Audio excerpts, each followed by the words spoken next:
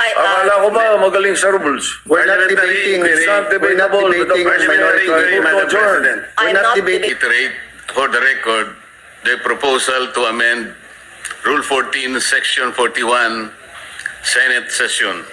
The proposal, Madam President, is by way of an additional paragraph, Section 41C, after Section 41B of Rule 14 of the Senate Rules, which will state as follows. Section 41C, allow a senator for justifiable reasons to attend and participate in the session through teleconference, video conference, or other reliable forms of remote or electronic means using appropriate information and communication technology. I so move, Madam President.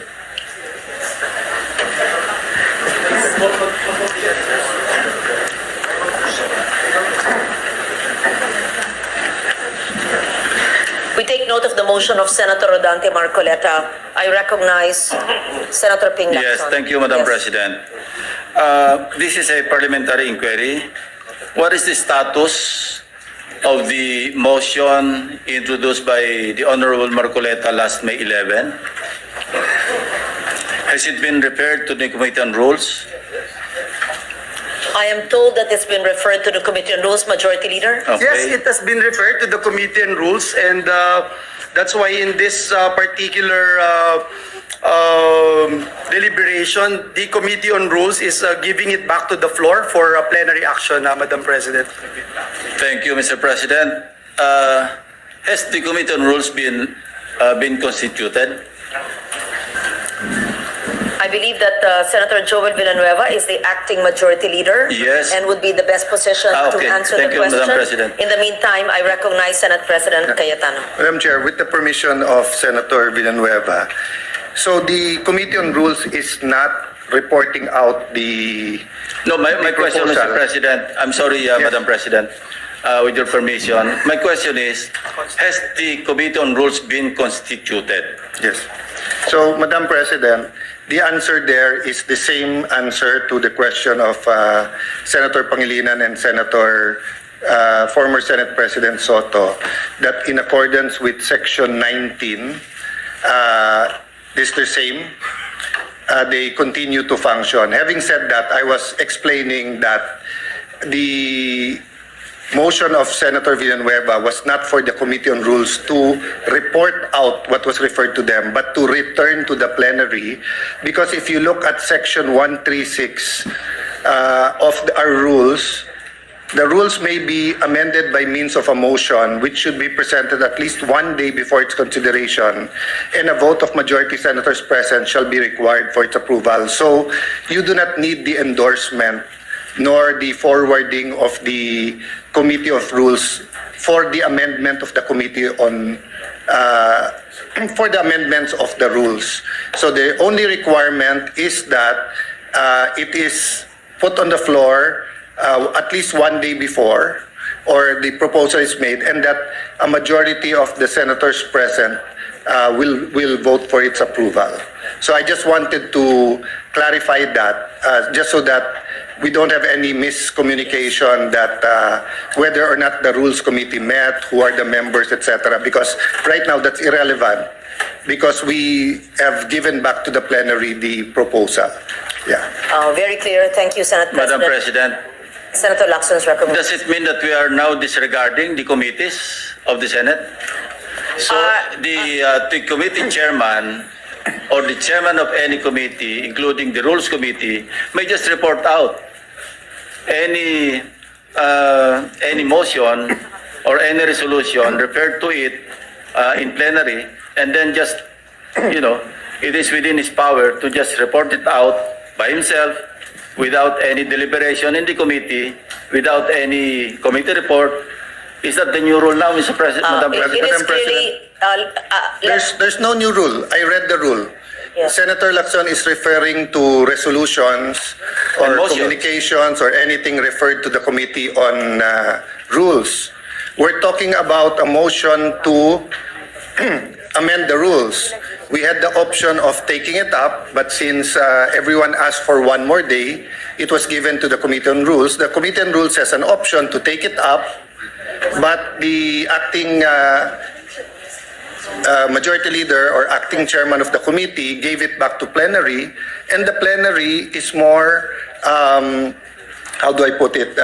Supreme. Supreme, thank you, Senator Lacson, over the committee. So we didn't disregard the committee. It is our choice from the start whether we want to give it to the committee or not. So when we give it, so for example, I have a motion now to to extend the session to June 12 instead of June 5. That could be given to the Committee on Rules, or upon coordination with the House, the plenary can decide it directly, or we can give it to the Committee on Rules, and after he talks to the House of Representatives, he can even report it out, or he can easily, legally, morally, just say that I am tossing it back to the plenary, which is what's happening today. Thank It's you, not Madam a new rule. President. That is assuming that there was no referral. But in this case, and I'd like to invite the attention of the body to journal number 62, dated May 11, 2026. And if I may read the particular portion of this journal, proposed at 6:25 p.m., the session was resumed.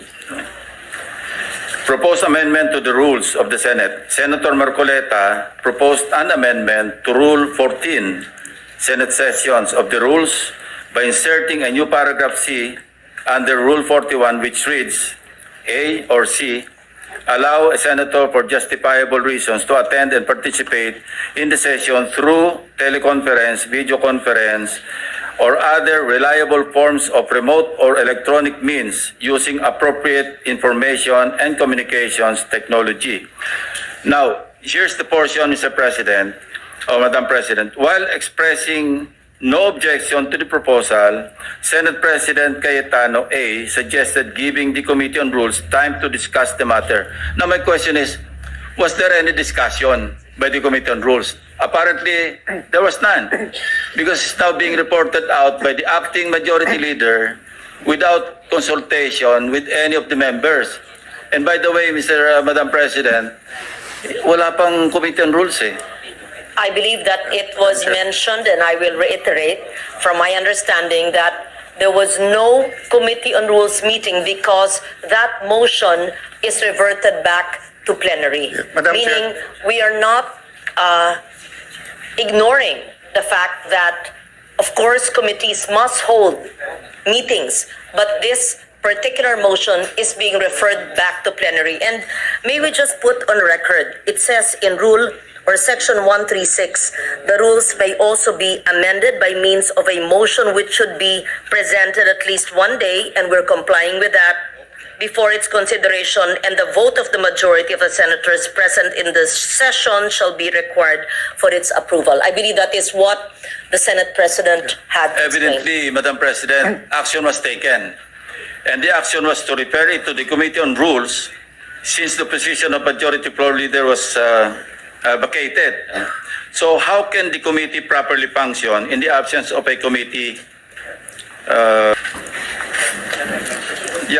the committee members? As Madam the Now, Senate I'll invite- President Madam Chair. had stated, Let me finish, there is Madam a rule President. of a continuing operations of the committee, But they while were the new vacated, head has Madam not President. yet. Walang members ang Committee on Rules. So we cannot invoke continuity because we vacated all committees, all positions, including the members.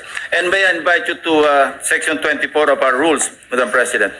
The committees shall hold meetings to discuss, decide, and submit a report on all matters transmitted to them. This was transmitted to the Committee on Rules. So the committees shall hold, including the Committee on Rules, shall hold meetings to discuss, decide, and submit a report. There's no report, Mr. President or Madam President. Madam President. So we're violating our own rules. We recognize Senate President. Yeah, Mr. President, the chair already made the ruling, and it's not appropriate to argue with the chair because, as explained to Senator Lacson, the committee did not report it out. He read the journal of May 11, but he did not read the motion of Senator Joel today. His motion today was pursuant to Rule 136 of the rules, a motion to amend the rules, meaning if Joel was no longer the majority leader, if I was the majority leader now, or even an ordinary member, that motion was carried. No one objected that we take it up. Because, Madam Chair, we're bringing it back to plenary. So natural po, walang discussion sa Committee on Rules. Kasi wala naman po sa rules natin na kailangan i-discuss sa Committee on Rules. We did that on May 11 so that everyone will have an opportunity to study the rule. It's a very simple amendment. So we should go to the discussion of the amendment if anyone is objecting to the amendment. But definitely, the right to propose an amendment is a right guaranteed by our rules. Senator Marcoleta has an amendment. We should go to discussing the merits or demerits of having that rule. You already ruled that it is proper for the plenary to take it up. So may I request or move that we, if there are any objection, we discuss their objection. I'm objecting. That's the effect of my manifestation, Madam President. I'm objecting because I'm invoking Section 24 of our rules.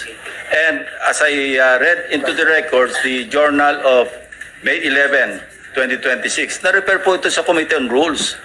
And there was no discussion. Action was taken actually by this body. Then, Madam Chair, if there's an objection, may I move that we divide the House? Point of order, Madam President. On that issue, not on the issue of whether or not the rule is good. Your issue is whether or not it's proper to take it up on the floor. The position of the majority is that there's no rule being violated.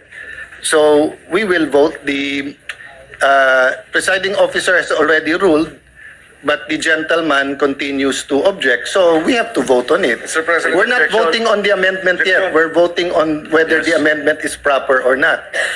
Yes, interjection, Madam President. Yes, Minority Leader Senator Soto. We will have to support that resolution or thinking of Senator Lacson, which is we did not constitute the Committee on Rules. So what are we discussing right now? I suggest that we constitute the Committee on Rules and discuss it there.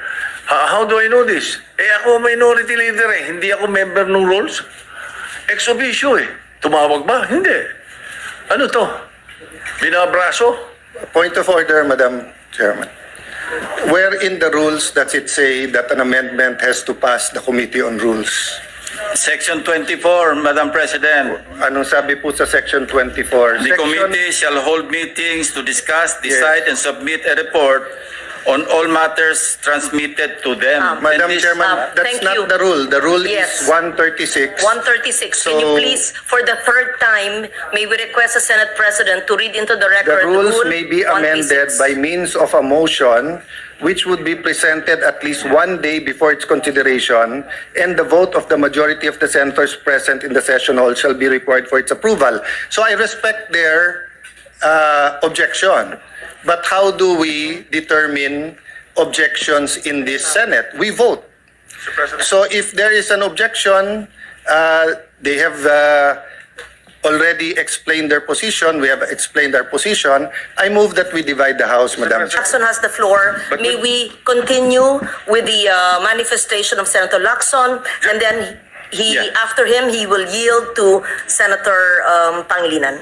Madam President, the invocation of the Senate President of Rule 136 is premised on the assumption that there was no action taken.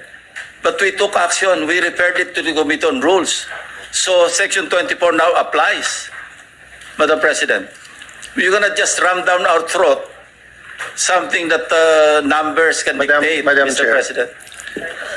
Yes, Senate President Madam Chair, Cayetano. first of all, we're just repeating the arguments. I respect his argument, but I disagree with it. Secondly, they've used already three words: ram down their throat, railroaded, binabraso. In this democratic institution, when we disagree, we vote. When we have rules, we follow the rules. The particular rule in amending the rules is 136. We're following that. So why are we using unparliamentary language to express or try to provoke the kind of argument we don't want between the majority and minority? You have your opinion, we respect that, we have our opinion. So how do we resolve that? By voting. Now, if you think we violated the rule, then go to court. But we do not think that we violated the rule. It is very clear. So my point of order, Madam Chair, they're out of order by insisting that there's another rule except for 136. So I move that we vote on it, Madam Chair. We divide the House. Section.